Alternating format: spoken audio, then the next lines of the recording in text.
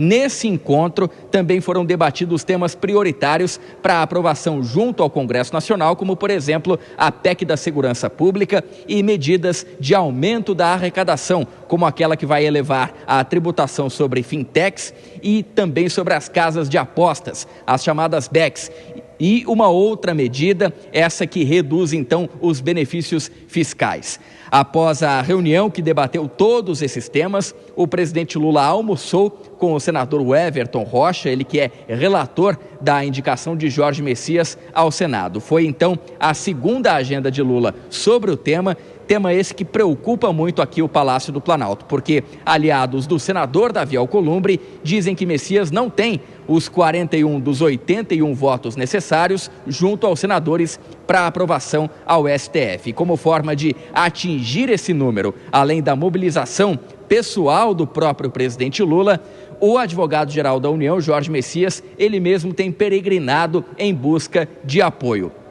Amanhã ele vai ao Senado para almoçar com integrantes do bloco parlamentar Vanguarda, bloco que é formado por 16 parlamentares do PL, o Partido Liberal, e também do Partido Novo. As duas siglas fazem parte da oposição ao governo, com integrantes já tendo declarado publicamente o voto contrário a Messias. É o caso, por exemplo, dos senadores Rogério Marinho e Eduardo Girão. Só que, mesmo assim, o advogado-geral da União acredita que é possível garantir o voto da ala menos extrema, justamente do Partido Liberal. Esse desafio, então, de somar votos no Senado ainda conta com outro entrave.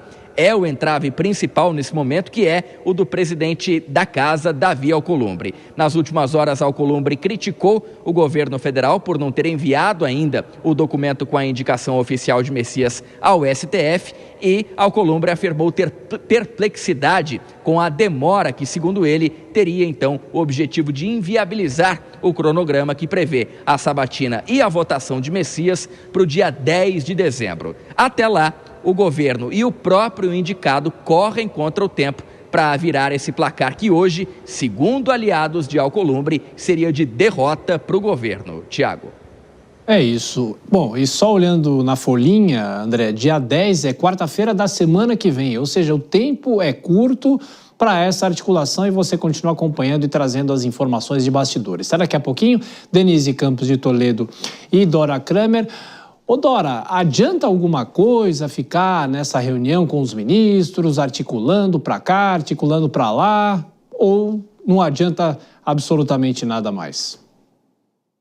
Tiago, sempre adianta, né? Porque essa batalha não está perdida. Claro que não. Imagina, se o presidente não defendesse a sua indicação, é que seria esquisito, né? Ainda mais ele sabendo, ele já foi avisado desde lá antes, uma conversa que ele teve com o Alcolumbre, já tem algumas semanas, e o presidente do Senado mostrou para ele que não tinha condição. Agora, isso não quer dizer que a votação está decidida, claro que não. Mas o que eu queria falar sobre isso, sobre essa história da indicação do Jorge Messias, é que todo mundo prevê, quer dizer, todo mundo, é uma previsão geral, assim, né, generalizada, de que se houver uma recusa, vai haver uma grave crise institucional. Eu tenho as minhas dúvidas. Será que vai mesmo haver uma grave crise institucional? O que vai acontecer? Nada. O presidente Lula, se acontecer isso, vai indicar um outro nome, que, é claro, não pode ser o do Rodrigo Pacheco, porque senão ele estaria transferindo a prerrogativa da indicação para o Senado, né? O Senado não tem essa prerrogativa, mas tem a prerrogativa de dizer se a pessoa indicada vai ou não para o STF. Isso deveria ser uma regra natural. Por que que não é? Porque a presidência da República ultimamente tem feito indicações que são meramente pessoais. Claro que tem aquele verniz jurídico, não vai fazer como lá no século XIX, que foi indicado um médico, e aí é óbvio que seria recusado.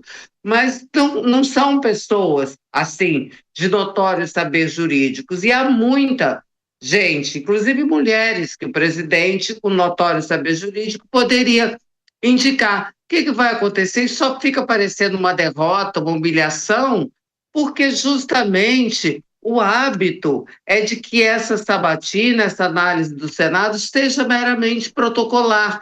Se fosse uma sabatina rigorosa, outros talvez já tivessem sido recusados. Já foi aprovado o ministro, como o ministro Dias Toffoli, que levou bomba em concurso para juiz 2 vezes. No entanto, aprovado. Está lá. Né? Então, se a sabatina fosse rigorosa, talvez houvesse mais reprovações e isso seria naturalizado. Quem sabe se dessa vez, se acontecer isso, que eu continuo achando pouco provável, quem sabe a gente não aprende, passa por essa experiência tranquilizadora do ponto de vista institucional, em vez de achar que vai ser tudo um forrobodó e que o mundo vai acabar. Óbvio que se o Messias for recusado, mas nem de longe o mundo acaba. Bom, enquanto isso, ele continua se reunindo, amanhã tem reunião com senadores da oposição, só o Eduardo Girão, que talvez não deve comparecer a esse almoço. De qualquer forma, ele vai articulando, vai tentando fazer alguma coisa. Enquanto isso, o governo também precisa, se quiser aprovação, né, precisa começar a se articular e já está se articulando, mas é saber de que forma que isso vai convencer o senador Davi Alcolumbre a ser um pouco mais maleável, né, Denise? Não se trata apenas de Davi Alcolumbre, embora ele tenha muita força junto aos demais senadores, não seria o fim do mundo, como a Dora disse, mas seria uma derrota política pesada para o governo, mais uma que ele teria de administrar, e eu acho que essa é a grande preocupação, que hoje ele estava tratando de vários assuntos que são relevantes, além dessa questão da indicação de Jorge Messias, tratando também de medidas econômicas, como a aprovação, a necessidade de aprovação de medidas que possam reforçar a receita para o ano que vem, e isso pode tornar um pouco mais viável a proposta orçamentária, que deve ser pautada mesmo pelo Congresso, deve ser discutida. Nesse ponto ainda há várias divergências do lado econômico,